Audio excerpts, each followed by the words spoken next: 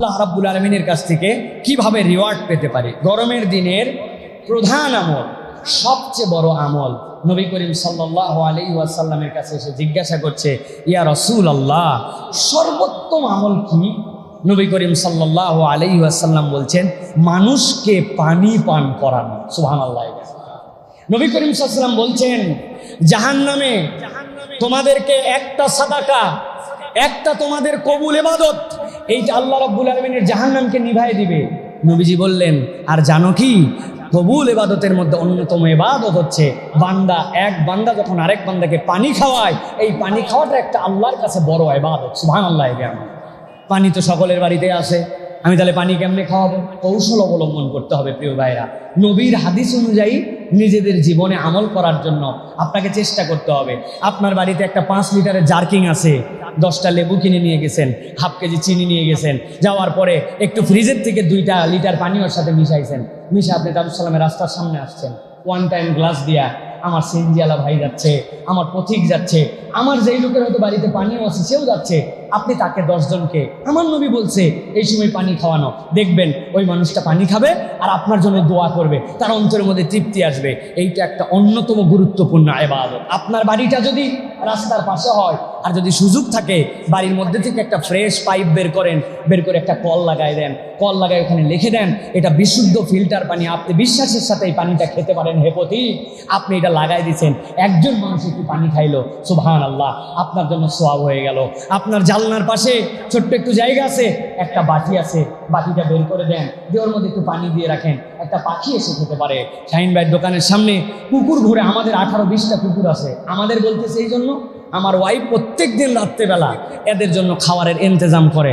এগুলো হচ্ছে আমার 18টা কুত্তা, একই কালার সবগুলো, বাইরে থাকে, আপনারা দেখবেন এই মহল্লায় ডিস্টার্বও করে খুব, কিন্তু এদের সবগুলাকে আস্তে আস্তে করে আমরা নিয়ন্ত্রণে আনার চেষ্টা করেছি। এই যে সে এটা খাওয়ায়, এই সময় কুকুরের জিহ্বা বেরিয়ে গেছে, আপনি প্রাণীটার জন্য একটা বালতির মধ্যে একটু পানি দিয়ে দিয়েছেন, এসে পানিটা খেয়ে নিছে। পানি খাওয়ানো প্রাণীকে, এটা হচ্ছে গরমের ইবাদত। শীতকালে আপনি চাইলেও এই শরবত দিয়ে আপনি মানুষকে খাওয়ায় তৃপ্ত করতে পারবেন না।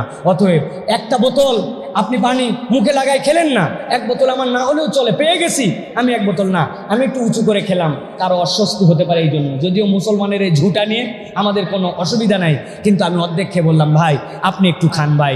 8 বোতল 3 জন মিলে খেলাম, 1টা বোতল আমি কিনছি, বাসের সামনে পিছনে কে আছে তাদেরকে আরেকটা বোতল দিলাম, সওয়াব কামাই করার জন্য। এটা হচ্ছে আল্লাহ রাসূল সাল্লাল্লাহু আলাইহি ওয়াসাল্লামের দেখানো গরমের একটা ইবাদত। আল্লাহ আমাদেরকে তৌফিক দান করুন, আল্লাহুম্মা আমিন। লজ্জা পাওয়ার কিছু নাই। আমি আমার বাড়ির থেকে শরবত বানাই, মহল্লায় খাওয়াই, দারুস সালামে খাওয়াই, ওইখানে যাই খাওয়াই, মানুষ কি বলবে? ও ভাই, মানুষ কি বলবে?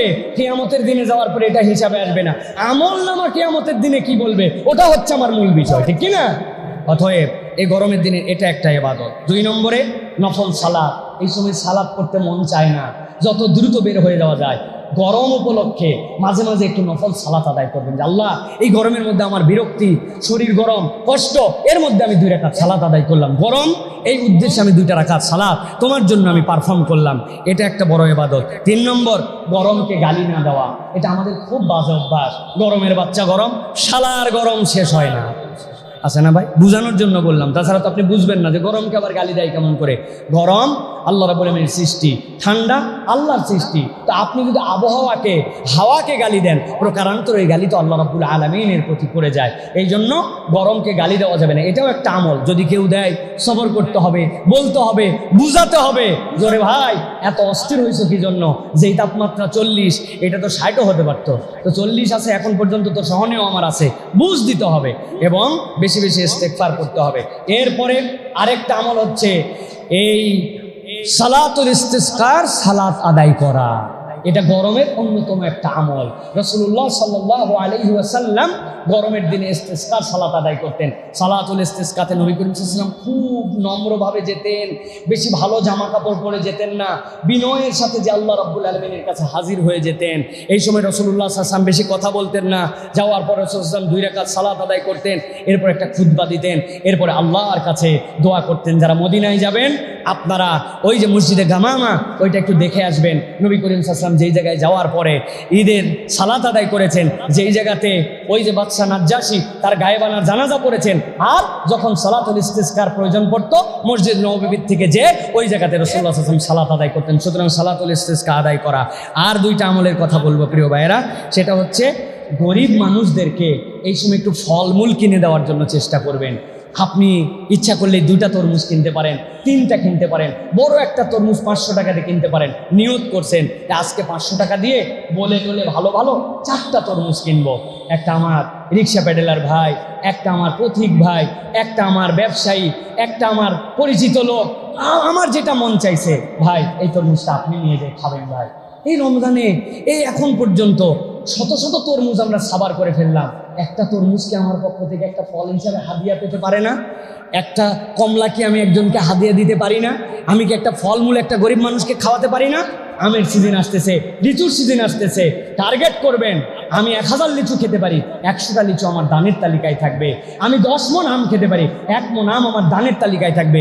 আমি 10টা আম খেতে পারি, অর্ধেকটা আম আমার দানের তালিকায় থাকতে পারে। আমার অত দেওয়ার ক্ষমতা নাই, কিন্তু আমার এই ডোনেশন করাটা, এই ফল ফ্রুটস হাদিয়া দেওয়াটা, এটা গরমের একটা ইবাদত। আর একটা বিষয়ে সতর্ক থাকতে হবে, গরমের দিন মানুষের গায়ের গন্ধ হয়, ঘামের গন্ধ হয়, আমার এটার দ্বারা যেন অন্য কেউ কষ্ট না পায়। নবী করিম সাল্লাল্লাহু আলাইহি ওয়াসাল্লাম এই দিক দিয়ে খুব সিনসিয়ার ছিলেন, বারবার মেসওয়াক করতেন, নিজের গায়ে সুগন্ধি লাগাতেন, আমার দ্বারা যেন কেউ কষ্ট না পায়। অনেকেই ড্যাম কেয়ার ভাব, উনার গায়ের গন্ধে পাশের লোক দাঁড়াতে পারে না। বেচারির দোষ নাই, উনি নিজে তো গন্ধ সৃষ্টি করে নাই, কিন্তু আমাদের ঘাম থেকে বিভিন্ন থেকে গন্ধ হয়, এখান থেকে আমাদেরকে বেঁচে থাকতে হবে, অপর যেন কষ্ট না পায়। এই আমলগুলো যদি আমরা করি তাহলে আমরা পানি খাওয়ানোর ইনিশিয়েটিভ নিব ইনশাআল্লাহ।